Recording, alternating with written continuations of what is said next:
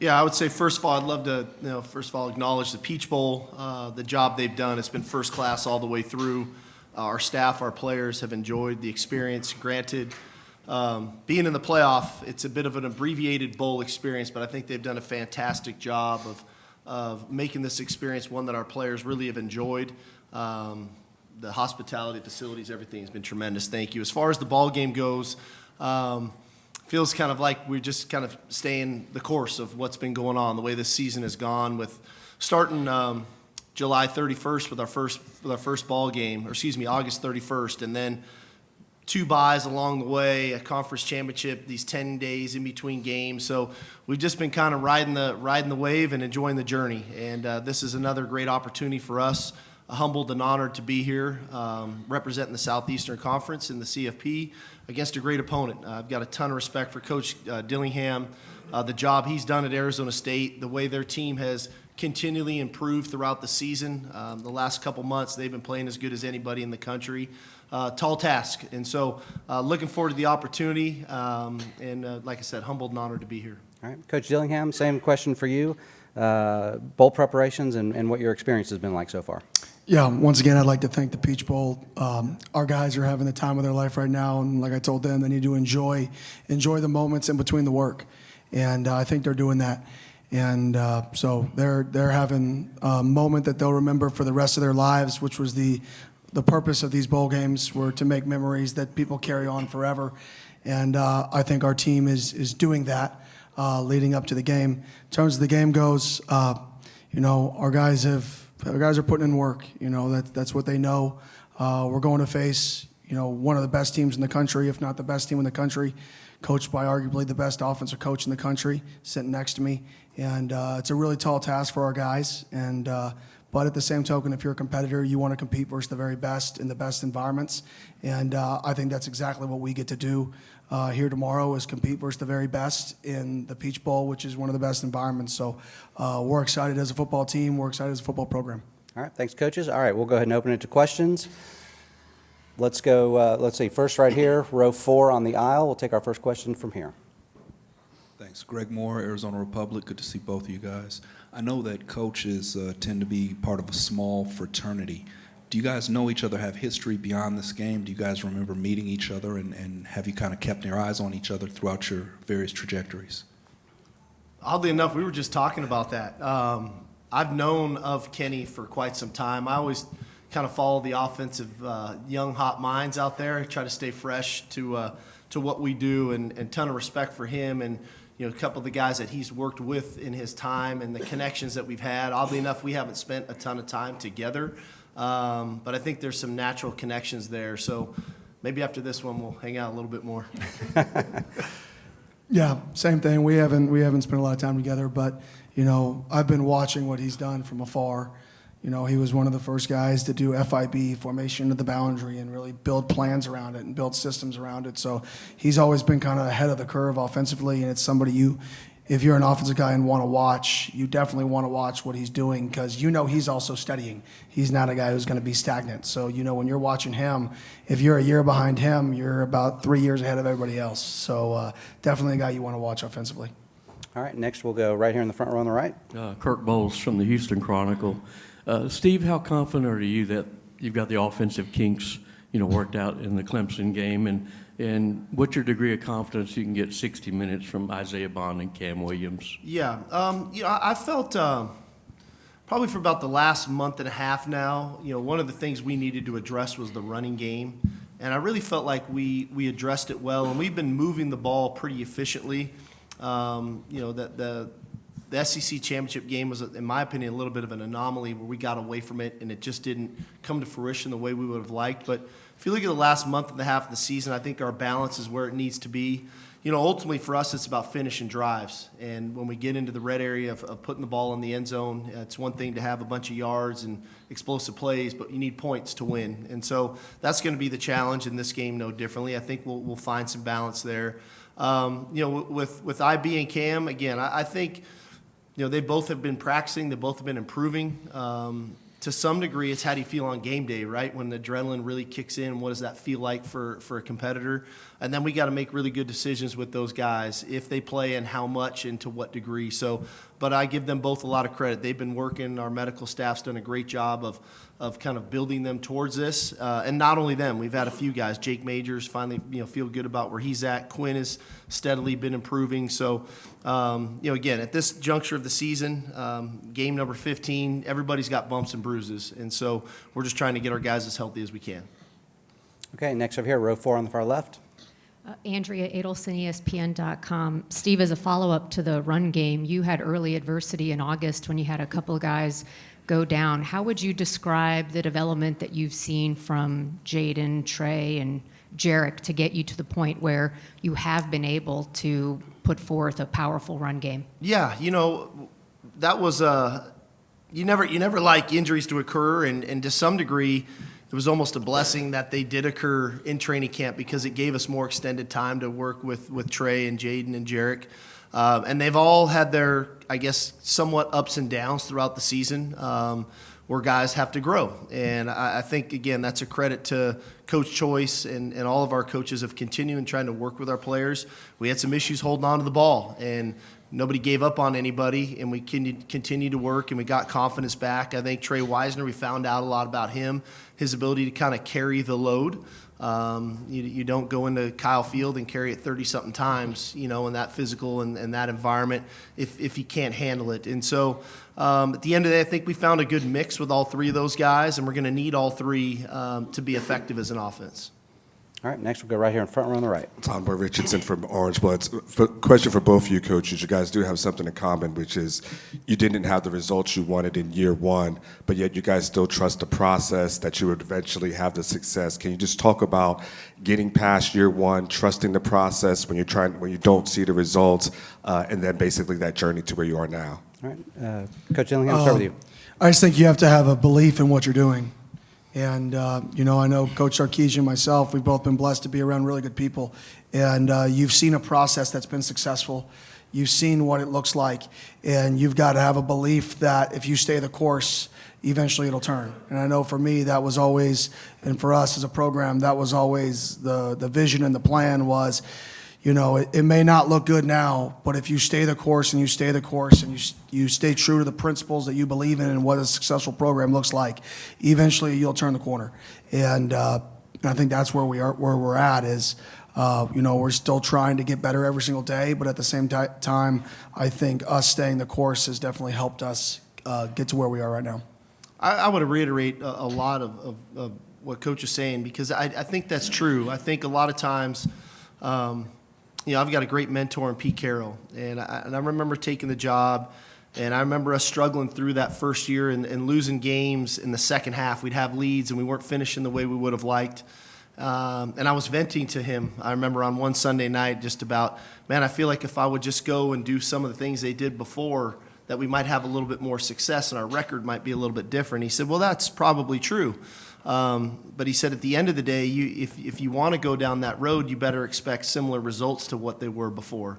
Or if you really believe in what you do, you're going to have some rough waters for a while, but in the end, you'll find better results than what was there before. And so staying true to the belief, I think, is critical. But I also think being adaptable to the times for us. When we started, there was no transfer portal, there was no NIL. And along this journey in 4 years, college football has changed a ton.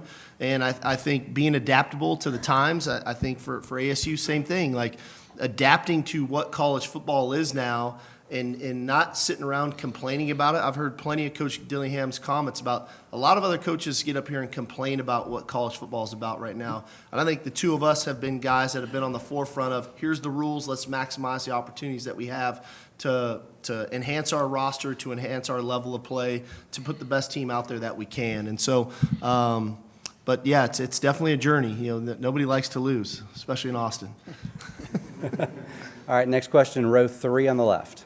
Josh Newman from LoneStarLive.com. Steve, you have a number of early enrollee freshmen here going through this week. What are the benefits of having the young guys, the guys who have not even been on campus, gone to class yet? What's the benefit of the first of them benefit is we have 9 guys enter the portal already, and only 2 have stayed with us. And so and the majority of those guys were off our defensive front. So from a scout team perspective, we needed some bodies to help us with practice. So that was the very first benefit. I think the second benefit for those kids, they're awesome humans. And I think the exposure they're getting now to our team, rapport, they're staying active. We're getting a little bit of a sense and a feel for what they're about. But again, the biggest advantage is the fact that we get to practice with a scout team and not have to do crossover work like we had to do before the Clemson game. All right, next question. We're going to go all the way in the back on the camera platform. Hey, gentlemen. Max Zapata, Walter Cronkite Sports Network.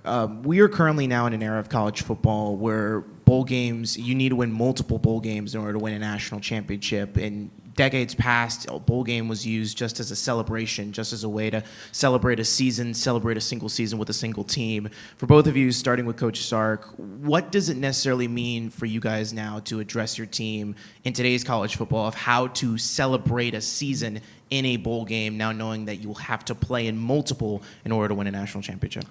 Well, college football has been very unique over the years, and you got to think it wasn't that long ago there was no national championship game.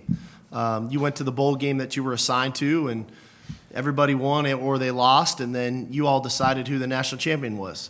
And then we went to a two-team kind of, they played for a national championship, and then we went to 4 teams, and now we're at 12 teams. And ironically, we were really the only sport, us in boxing, that didn't have a tournament, right? Everybody else always had a tournament, whether it was Major League Baseball, basketball, football, whatever it was, the NCAA basketball tournament. So I do think we're evolving in a way that is healthy. And I think then that the responsibility then falls on us as coaches and staffs to make sure that we are enjoying our time with our players and celebrating a successful season. Because before, I had a lot of good teams that didn't win their bowl game. That doesn't mean we didn't have a successful season. We didn't celebrate that team. But now it's just part of a tournament that we're trying to be the last one standing at the end. All right, Coach Dillingham. Yeah, I would agree with a lot of that. I mean, for us, we got to enjoy the moments throughout the process. You got to take it all in, but you also got to be able to get rid of those moments. So we got to enjoy the moment of being at the Peach Bowl and being welcomed and the guys enjoying the event they put on last night for us, and then get back to work. We got to enjoy the game, and if you win, enjoy it, and then you got to get back to work. But I think that's no different than a normal regular season when you're playing really good teams. Now you're just doing it at a bigger stakes. You're doing it in a playoff, but you still have to appreciate the fact that you're playing in one of the most iconic games in the history of college football, and you've got to appreciate that. You've got to take that for what it's worth. You've got to enjoy that moment, and then you've got to be able to move on that moment when that moment ends, and then restart yourself. All right, next question, front row right here in the corner. Danny Davis of the Austin American States, and both Steve and Kenny, you guys both had an all-conference tight end on your roster this year. How important is that position, those guys, to what you guys want to do on offense? Yeah, I think if you actually statistically, there was a couple GMs that I knew in the league, asking them what was one of the greatest correlators to actually success, and it goes quarterback, and then ironically, there was a period of time where it was tight end. And that was the second greatest, in some systems, right, systems that we're similar to. That was the next biggest piece to having a successful offense in terms of most value. And I know there's a period of time where the tight ends were devalued, but I actually think if you're a run, play, action football team, very similar to both of us, those guys have to control the middle of the field, not just in the vertical passing game, the intermediate passing game, but also the screen game. And if you have a guy who's dynamic with the ball, who can block the C gap and also control in between the hashes consistently, vertically, intermediately, and at the line of scrimmage in the screen game, that is a weapon. And for us, I think both of our systems really play into that position and play into somebody who's not just good blocking, not just good down the field, but good with the ball in his hands. Yeah, I'd reiterate a lot of the same. I've answered this before. I would say after the quarterback in our system, probably the most important position is the tight end because of what we ask of him to do. From a formational standpoint, a blocking standpoint, a route tree standpoint, the multiplicity of the things that the tight end has to do in our systems make him extremely valuable. And when you have a good one, I think that makes our lives a lot easier from a play caller perspective. All right, next question, 3/4 of the way on the back on the left. Craig Way, Longhorn Radio Network from Learfield. Coach Dillingham, wanted to get your thoughts on the progress, the development of Sam Levitt, starting from the time he arrived on campus. What were your expectations for him, and how has he obviously progressed to what you've hoped he would become? Yeah, obviously he's a really good athlete. So when you get really good athletes when they're young, they want to scramble. They want to make every play with their legs. And I think one of his, not just the mental side of understanding protections. You don't just have to run away from the guy that makes you hot and make him miss like you do in high school, right? Because you're a better athlete than most people. He started to understand protections. He started to understand hots and to use his athleticism when it's needed, not when he wants to. And there's a big difference there. And I think throughout the season, he's really gotten better at when to use his athleticism, when to be ultra aggressive, when to not, when to change pros, which is part of being a freshman, is to help protect yourself. And has he exceeded my expectations? Yeah, I would say he has. And if I said he didn't, I'd be lying to you. He's done such a great job as a freshman to come in. And what people don't see is how hard he works behind the scenes. And any great quarterback is a great worker. And he's an unbelievable worker. He's an unbelievable person. He's super intelligent. He's super competitive. He was in the game room the other day. We had the event that started at 7. He was playing somebody in ping pong. Then he started shooting hoops. I left. I came back at 9:50, and I'm walking in with my wife. And I said, watch, I guarantee you Sam's one of the people left in here doing something competitive. And she's like, no way. He's over there still shooting hoops. And that's what has got him to this point, is he's wired in a way that he just wants to be the best all the time. All the time. And he has confidence in him wanting to be the best all the time. All right, same spot. Roger Wallace from NBC in Austin. Sark, what are some of the areas that maybe you weren't as sure about going into the season that have turned into strengths to help you get to this point? Yeah, I think naturally the depth on the defensive line, anytime you lose the quality of players that we lost a year ago with Murphy and Sweat, and I think we felt good about Alfred and Vernon coming in, but what would that depth look like at that position? And I think the additions of Bill Norton and Jermaine Lollet have been huge for us. I think the development of an Alex January where he's at, and then on the edges, you never know what your transfers might look like. I think the addition of Trey Moore has been tremendous for us. The evolution of Colin Simmons, that it's just really supplied us a lot of depth. I mean, we feel very confident in our two deep on our defensive front with Sorrell and Burke on the other side. So that was probably the biggest question mark coming into the season. I'd say the second one was probably in the secondary. Making the move, putting Jade back at corner and putting Gilbo back in at star. The addition of Makuba and what that would look like with Taff and Derek Williams and Jelani McDonald and having that depth there. And so those two positions were probably the biggest question marks of what is it all going to play out looking like. And it's turned out pretty good for us. And we've endured some injuries there. Obviously, D-Will getting, he's out for the year, but the growth of Jelani McDonald and that three-headed monster in the rotation those guys have there. So in the end, it's worked out well. I think that's the value of the portal. You're able to kind of stop gap where you have some depth deficiencies, which we had, and those two things have worked out for us. All right, we'll go far right, second row. Chip Brown of Horns 24/7. For both coaches, if you could just give us maybe your best example of your quarterback's leadership this season and how they've evolved as leaders. I would say for us it was the Kansas game. We scored, we went down. Kansas came back and scored on a big play. And, we still are, we're feeling ourselves in terms of where are we as a program? Can we win close games? Can we not? And usually that's the biggest hurdle when you take over a program is how do you win games late? And how do you win close games? And part of that is players that thrive in those moments. And our quarterback went up to our guys with a smile on his face, and he just said, you guys ready to go score? Just like that. And that was the moment where everybody, I think, on our offense was looking at each other like, okay, we believe we're going to win, but when that guy comes over that calm as a freshman, they were all saying, well, what is he going to be like in this moment? When he comes over and he kind of cracks like a subtle, confident joke of, are you guys ready to go score?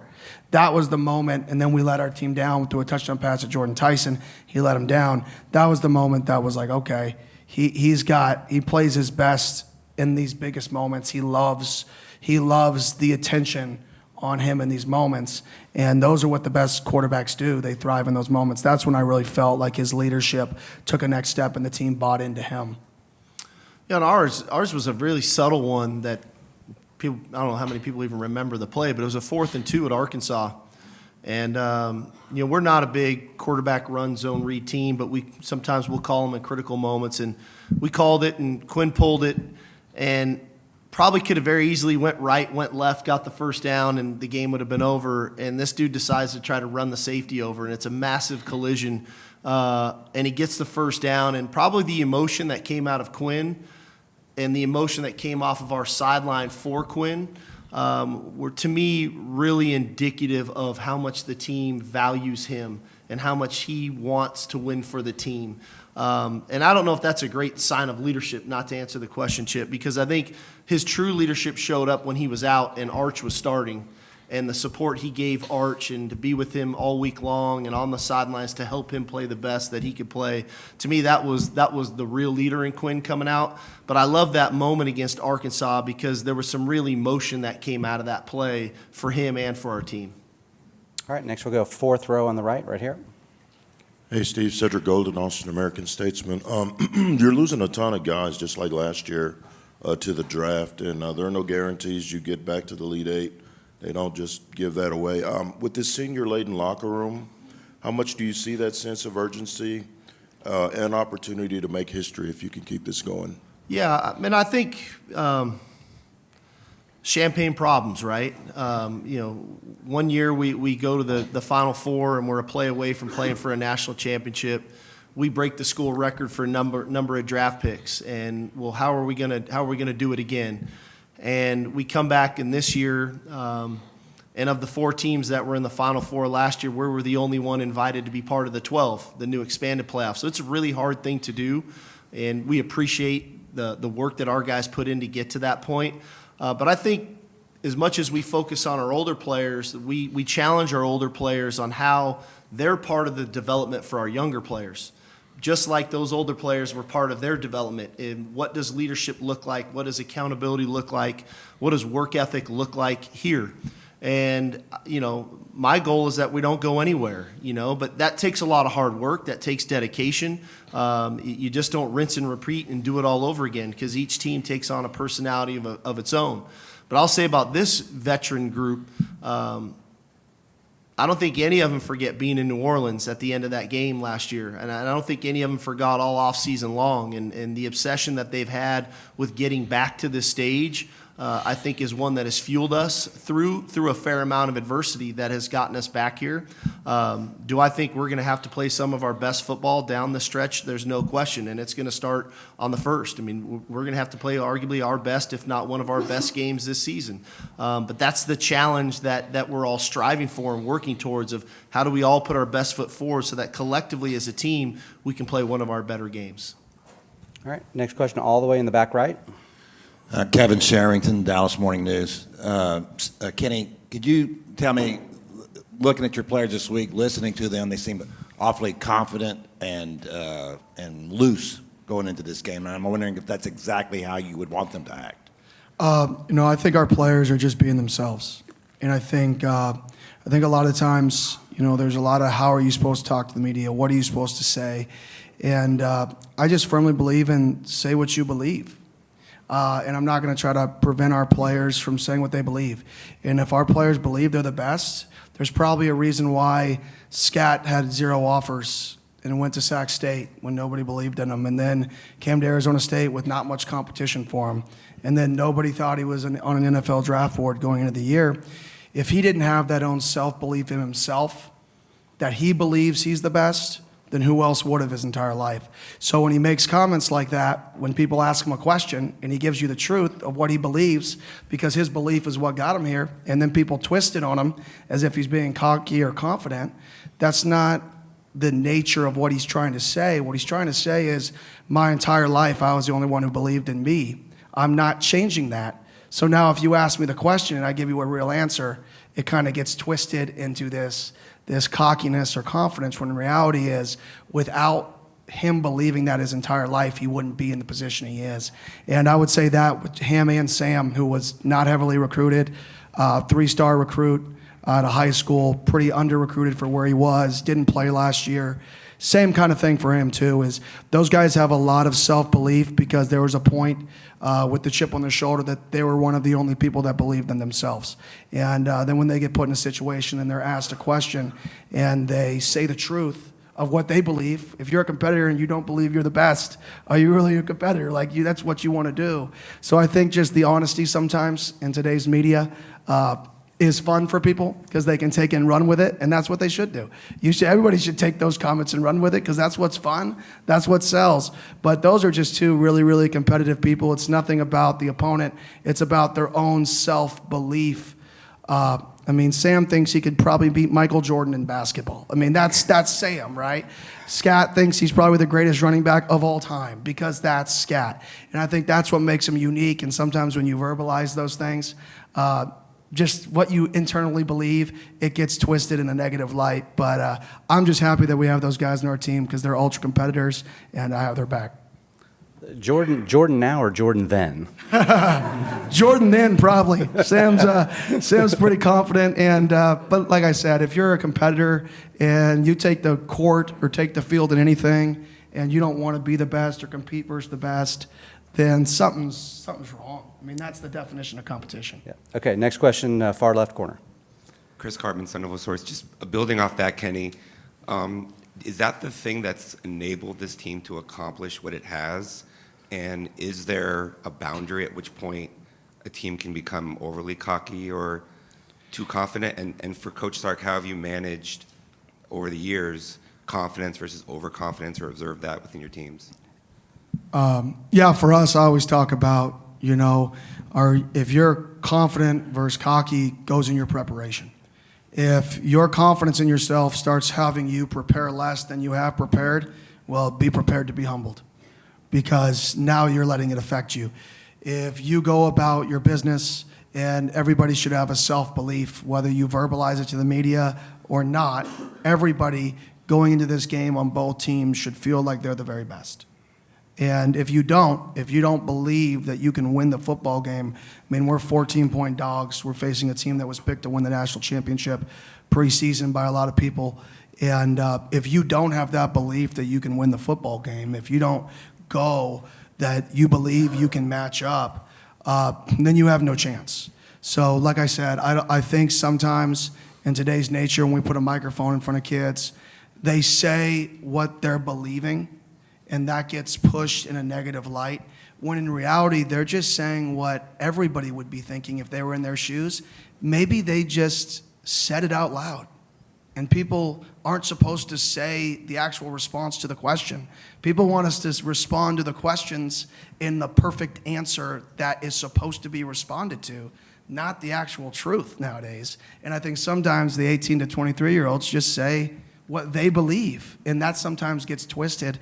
Both those kids are incredible kids. I do believe that's a reason we're where we're at, is we got a lot of guys with a chip on their shoulder who were counted out. We're underdogs, and we're still underdogs. We're still counted out. But that shouldn't change your own self-belief in yourself. I think from our end, as a coach, our job is to build confidence in our players, right? Whether that's through the physical ability, the mental approach, the emotional approach. That's our job, is to build confidence. And then you have to continue to build that confidence through their preparation week to week to week, and then through their execution. It's one thing to be really confident and you don't play well, and then you're just still confident again. It's, well, why didn't I play well? What do I need to alter to get that back? And so, again, there's obviously times when everybody gets humbled. We all do. As coaches, players, it is what it is. And the self-reflection, I think, is really important. Constructive criticism is really important so that we can continue to build and get better, because change is inevitable. We're either going to get better or we're going to get worse. We're never going to remain the same. And our job as coaches is to put a team out there that believes in what we're doing, but it's not a false sense of belief, that it's true belief because of the preparation and the plan and their brothers and the guys next to him, and he's going to do his job, so on and so forth. And so, but that's the life of a coach, right? That's what we do every day. That's why we get to, be around young people and try to instill things in them, not only for this game, not only for this season, but for life, about how they go about their business throughout life, even when adversity strikes. That's okay. How am I going to get on the other side of it and keep moving forward? All right, we've got time for 3 or 4 more. We're going to go next to here, front row in the middle. Gabby Chernoff, Sun Devil Source. Coach Kenny, Jake Plummer named an honorary captain for the game. What has his presence meant for the team throughout the entire course of the season, and what does it mean to have him back here this weekend as kind of a full circle moment for the program? Yeah, it's awesome for the program. I mean, we were talking about Coach Sark and I were talking about it. They were in the same class, I just learned, coming out, and we were talking about how the last time Arizona State played in a game of this magnitude was Jake Plummer was under center. Literally under center, back then. And he was under center, and it was, he's what Arizona State, him, Pat Tillman, that era before, or the last time that, we've reached these heights. And having him and back involved, having him around, having him want to be around, and that era people want to be around. Hopefully it's infectious, and hopefully it continues on the next, few years, the next few decades. And we can kind of put a string of years and seasons and decades together of really good competitive ASU football. All right, next we'll go over here on the right, third row. Devin Henderson, Blaze Sports. For both coaches, you have been on either side of having a bye week in the playoff, and kind of talk about the pros and cons of whether you'd rather, keep the momentum and play a game in the middle, or have that extra rest and time to prepare. Well, I think that's a pretty easy one to answer. A year ago, I'd say it was great having the bye because that's the situation we're in. This year, we didn't have a bye, so this is great too. I'm going to tell you exactly what our team needs to hear, so it is what it is. Yeah, I have no clue. I haven't been in both settings, so we'll find out tomorrow at about 5 o'clock if I like the bye or not. But at the end of the day, we're about to go play with 8 teams left. If you can't get excited to play, if there's an excuse for why you didn't play to the level of you played, something's wrong. At the end of the day, 2 really good football teams are going to go play each other, regardless of the bye or not. All right, fourth row on the left right here. Terry Middleton from Horns Illustrated. This question is for both Sarkisian and Coach Dillingham. So this week, the National Football Foundation and the College Hall of Fame put out a list of those that they're honoring for their role in college football and also for future generations. And you two are the future generation. So I'm curious, is there anyone in your past that not only taught you about football, but about carrying this legacy forward, and how do you have that conversation with your players? For me, obviously, Mike Norvell is one of the guys in the profession that's one of my mentors. And he's just a guy that I kind of look up to from that perspective. Obviously, he's young as well, so I don't know if that helps with the question. But ironically, I don't know as many coaches or guys that have been super successful I haven't been blessed to, maybe be around some of the older guys who have done it. I've studied from afar. I don't read books, but I listen to audiobooks, and I've listened to a lot of those guys' books and try to take in the Pete Carroll stuff and Bill Belichick stuff and as much stuff as I could acquire and learn. So I don't know if there's a specific guy, in that era that's being inducted, but I do know there's a lot of really successful people, and the one thing I have learned through all those people is they've all done it their own way. And there's no cookie cutter way to do this. You got to be genuine to yourself, and you got to take things you learn and make it your own. I thought you were going to tell us we were getting honored, Terry. I didn't. I said, where's Bianco? He didn't tell me this stuff. Anyhow, mine's pretty easy, right? I spent 3 years with Nick Saban, and I don't think there's been a better ambassador for the transition of college football than Nick Saban. And so the life lessons that you learn managing a program at a high level, how you treat people, how you develop your players, not only on the field, off the field, that's the legacy, right? It's easy to look at the national championship trophies or the Heisman trophies and think that's the legacy. But I think there's a standard in which he did the work that he did, whether it was at Alabama or at LSU, that that's what you strive for, because I think that's what people remember about him. He stood his ground on issues that he believed in. He developed young people. He won football games. He adapted with the times. He went from I formation, run the ball, to RPO-driven quarterback runs. He's forever evolved, and so that was the legacy, that I think he left upon us. And it was just, how many notes could you take, and then how can we try to do the same thing here with some of the lessons learned there. All right, we've got time, I think, for two more. Next, we're going to go all the way back on the left. Tom Forbes with C-Trace Sports. Kenny, what's a similarity and a difference between Frank Kush's coaching style and your coaching style, and how has that shaped your success this season?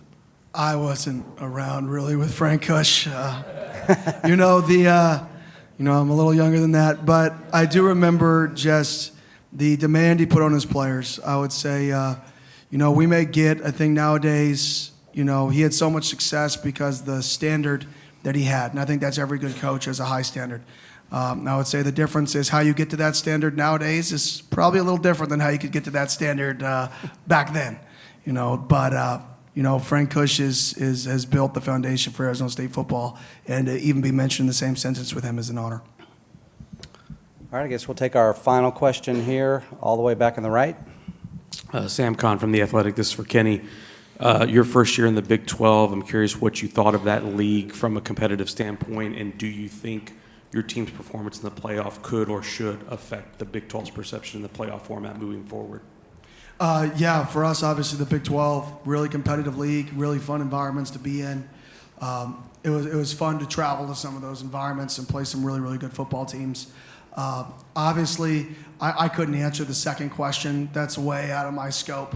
I'm not that smart. I just know how to run power right and counter left, which is what Gus Malzahn taught me years ago. So I'll stick to the football. I'll let all the politicians and all those people stick to the who gets in the playoff and who's not. And, if we win enough football games, we'll be in. If we don't win enough football games, we won't.